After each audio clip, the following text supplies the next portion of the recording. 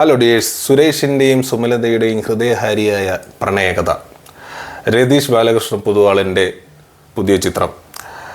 Rajesh Madhavan and Chithra Nair ഇവരാണ് കേന്ദ്ര കഥാപാത്രങ്ങളായിട്ട് എത്തുന്നത്. നമുക്ക് അറിയാം, ഇപ്പോൾ തന്നെ ഇത് ഇന്ന താൻ കേസുകൂട് എന്ന് പറയുന്ന കുഞ്ചാക്കോ ബോബൻ നായകനായി എത്തിയ സിനിമയുടെ ഉള്ളിലെ രണ്ട് ക്യാരക്ടറുകൾ എടുത്ത ആ ക്യാരക്ടറുകളുടെ ഒരു കഥയാണ് ഈ സിനിമ.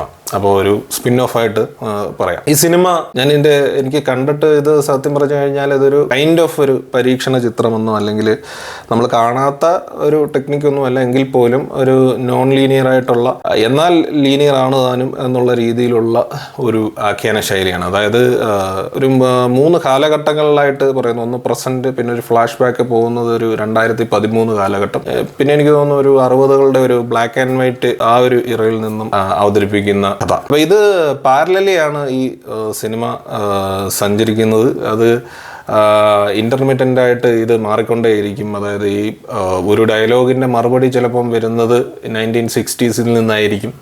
ആ ഡയലോഗിൻ്റെ ചോദ്യമുള്ളത് 2013 അല്ലെങ്കിൽ പ്രസൻറ്റിലായിരിക്കും. ആ ഒരു രീതിയിലൊക്കെയാണ് ഇച്ചിരി കൺഫ്യൂസിങ് ആയിട്ടുള്ള, അല്ലെങ്കിൽ ഇച്ചിരി കോംപ്ലിക്കേറ്റഡ് ആയിട്ടുള്ള രീതിയിലുള്ള ഒരു ആഖ്യാന ശൈലിയാണ്. അതുകൊണ്ട് തന്നെ എല്ലാ പ്രേക്ഷകർക്കും ഇത് ഇഷ്ടപ്പെടുമോ അല്ലെങ്കിൽ ദഹിക്കുമോ എന്നുള്ളത് അറിയത്തില്ല. കുറച്ചുകൂടെയൊക്കെ സിനിമകൾ, വ്യത്യസ്തമായിട്ടുള്ള സിനിമകൾ കാണുന്നവരും ഇത്തരത്തിലുള്ള പരീക്ഷണങ്ങളെ പ്രോത്സാഹിപ്പിക്കുന്നവരുമാണെങ്കിൽ നിങ്ങൾക്ക് ഈ സിനിമ ഇഷ്ടപ്പെടുമെന്ന് പറഞ്ഞു കഴിഞ്ഞാൽ, ഇതിനകത്തിൽ ഒരു ഹ്യൂമറാണ് ഇതിൻ്റെ ഒരു പോക്കെങ്കിലും അധികം ഭയങ്കരമായ ചിരി ഉളവാക്കുന്ന മൊമെൻറ്റ്സ് ഒന്നും ഫസ്റ്റ് ഹാഫിലുണ്ടെന്ന് തോന്നുന്നില്ല. എന്നാൽ അവിടെ ഇവിടെ ഉണ്ട് താനും. എങ്കിലും പടം എനിക്ക് പേഴ്സണലി ഭയങ്കര എൻഗേജിങ് ആയിട്ട്, അല്ലെങ്കിൽ ഒരു ഭയങ്കര ഇൻട്രസ്റ്റിംഗ് ആയിട്ട് തോന്നി. ഒരു കൗതുകപരമായ ഒരു അവതരണമാണ്. അതായത് ഫസ്റ്റിൽ എനിക്ക് തോന്നുന്നു ആദ്യ ഹാഫിൽ നമുക്ക് ഈ ഒരു സിനിമയുടെ അവതരണ രീതിയോടൊന്ന് പൊരുത്തപ്പെടാനായിട്ട് ഇച്ചിരി സമയം വേണം. ഫസ്റ്റ് ഹാഫിൽ പക്ഷേ എവിടെയൊക്കെ ഒരു ചെറിയ വിരസത തോന്നി. എങ്കിലും ഫസ്റ്റ് ഹാഫിനേക്കാൾ മികച്ചതായിട്ട് എനിക്ക് തോന്നിയത് സെക്കൻഡ് ഹാഫാണ്. കാരണം മേ ബി സെക്കൻഡ് ഹാഫിലേക്ക് എത്തിയപ്പോഴത്തേക്ക് ഈ ഒരു സിനിമയുടെ ആഖ്യാന രീതി അല്ലെങ്കിൽ അവതരണ രീതിയോട് പൊരുത്തപ്പെട്ടു എന്നാണ് എനിക്ക് തോന്നുന്നത്. അപ്പം ആ ഒരു രീതിയിൽ പിന്നീട് വളരെ എൻജോയബിൾ ആയിട്ടാണ് എനിക്ക് തോന്നിയത്. ഇതിൻ്റെ കാസ്റ്റിങ്ങിലേക്ക് വരുമ്പോൾ ഇതിനകത്ത് ഒരുപാട് കഥാപാത്രങ്ങൾ അല്ലെങ്കിൽ ഒരുപാട് ആക്ടേഴ്സ് വന്നിട്ടുണ്ട്. പ്രത്യേകിച്ച് സപ്പോർട്ടിങ് അല്ലെങ്കിൽ അങ്ങനത്തെ കുറേ ആക്ടേഴ്സ് ഇതിനകത്തിലുണ്ട്.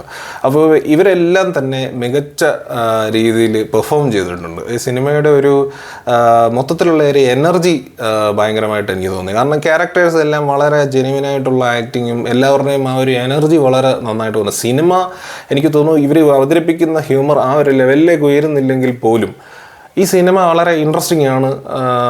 അതിൻ്റെ ഒരു പോക്ക് നല്ല രസമാണ് എന്നാണ് എനിക്ക് തോന്നിയത്. സിനിമ അവതരിപ്പിക്കുന്നതിൽ ഇതിൻ്റെ സംവിധായകൻ സത്യം പറഞ്ഞു കഴിഞ്ഞാൽ ഈ സിനിമയ്ക്കുള്ള ഫുൾ ക്രെഡിറ്റ്സും കൊടുക്കേണ്ടത് എനിക്ക് തോന്നുന്നു രതീഷ് ബാലകൃഷ്ണ പൊതുവാളുടെ തന്നെയാണ്. കാരണം അദ്ദേഹത്തിൻ്റെ ഒരു കുറച്ചുകൂടെ ബ്രേവായിട്ടുള്ള ഒരു ഡയറക്ടറായിട്ടാണ് എനിക്ക് തോന്നുന്നത്. കാരണം അദ്ദേഹത്തിൻ്റെ ഇതിന് മുമ്പുള്ള സിനിമകളൊക്കെ ആണെങ്കിൽ തന്നെ വലിയ സൂപ്പർ സ്റ്റാർസിനെ ഒന്നും വെച്ചിട്ടല്ല, പുള്ളിയുടെ കണ്ടൻറ്റാണ് പുള്ളിയുടെ കിങ് എന്ന് എനിക്ക് തോന്നുന്നു. പുള്ളിയുടെ ഡയറക്ഷനും പുള്ളിയുടെ കണ്ടന്റ്. അപ്പം ഡയറക്ഷനാണ് കൂടുതലും ഇതിനകത്തിൽ എനിക്ക് ഭയങ്കരമായിട്ട് അപ്രിഷ്യേറ്റ് ചെയ്യാൻ തോന്നുന്നത്. കാരണം ഇങ്ങനെയുള്ള ക്യാരക്ടേഴ്സും ഇങ്ങനെയുള്ള ആക്ടേഴ്സിനെ എല്ലാം വെച്ചിട്ട് ഒരു പക്ഷേ ഇവരൊക്കെ നല്ല നാടക നടന്മാരോ കാര്യങ്ങളോ ഒക്കെ ആയിരിക്കും, അതിനെ പറ്റിയിട്ട് എനിക്ക് കൃത്യമായിട്ട് അറിയത്തില്ല. എങ്കിലും ഇവരെല്ലാം കൂടുതലും പ്രായം ചെന്ന ആൾക്കാരാണ് ഈ സിനിമയിൽ ഉള്ളതായിട്ട് എനിക്ക് തോന്നിയത്. ഒരു 10-40 വയസ്സിന് മേളിലുള്ള ക്യാരക്ടേഴ്സ് കുറേ ഉണ്ട്. അവരെല്ലാം തന്നെ വളരെ നല്ലതായിട്ട് പെർഫോം ചെയ്തിട്ടുണ്ട്. ഈ സിനിമ അവതരിപ്പിക്കുന്ന രീതി സത്യം പറഞ്ഞു കഴിഞ്ഞാൽ രതീഷ് ബാലകൃഷ്ണൻ പൊതുവാളിൻ്റെ ഒരു ആവിഷ്കാര സ്വാതന്ത്ര്യം എന്ന് പറയുന്ന പുള്ളി മാക്സിമം അത് ഉപയോഗിച്ചിട്ടുണ്ട്.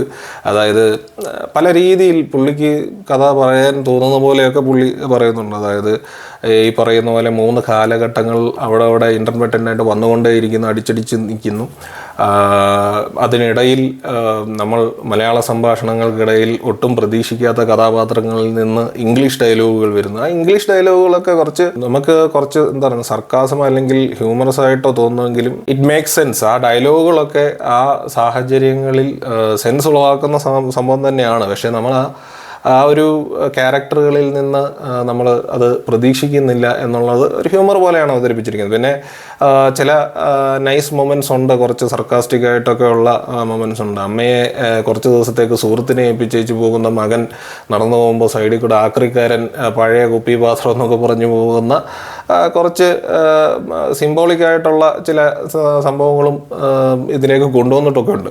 മൊത്തത്തിൽ വളരെ രസകരമായിട്ട് തോന്നി. ഇതിലെ ആക്ടേഴ്സ്, നായകനായാലും നായികയായാലും ഇവർ രണ്ടുപേരും മികച്ച രീതിയിൽ പെർഫോം ചെയ്തു. അതിനേക്കാൾ മികച്ച രീതിയിലാണ് എനിക്ക് തോന്നുന്നത് സുധീഷിൻ്റെ കഥാപാത്രം. ഈ സിനിമയിലെ ഒരു കേന്ദ്ര കഥാപാത്രം എന്ന് പറയുന്നത് തന്നെ സുധീഷിൻ്റെ നാഹർ എന്ന് അവർ വിളിക്കുന്ന ക്യാരക്ടറാണ്.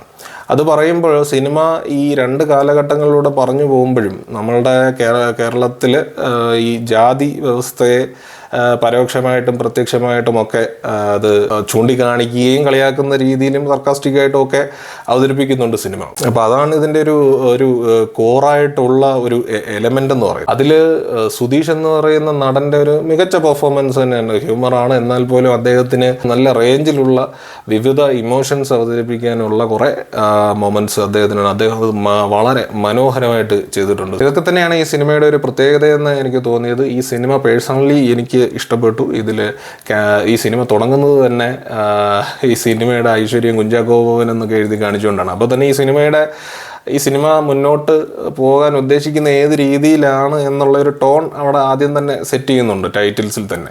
അപ്പോൾ സിനിമയിൽ ക്യാമിയോ ആയിട്ട് നമ്മളുടെ രാജീവൻ വരുന്നുണ്ട്. അതെങ്ങനെയാണ് ഏതാണെന്നൊക്കെ ഉള്ളത് കണ്ടറിയുക, തിയേറ്ററിൽ പോയി കണ്ടറിയുക. എല്ലാവർക്കും ഇഷ്ടപ്പെടുമെന്ന് എനിക്ക് തോന്നുന്നില്ല.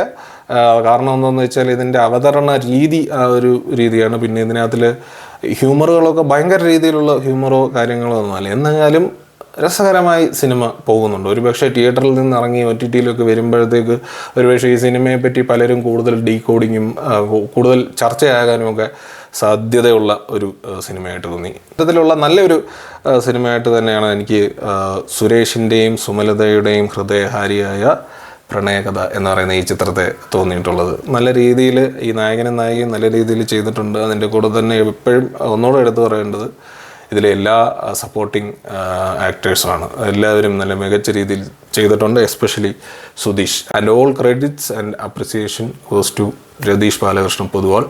എക്സലൻറ്റ് ഡയറക്ഷൻ എന്നേ പറയാനുള്ളൂ. Thank U.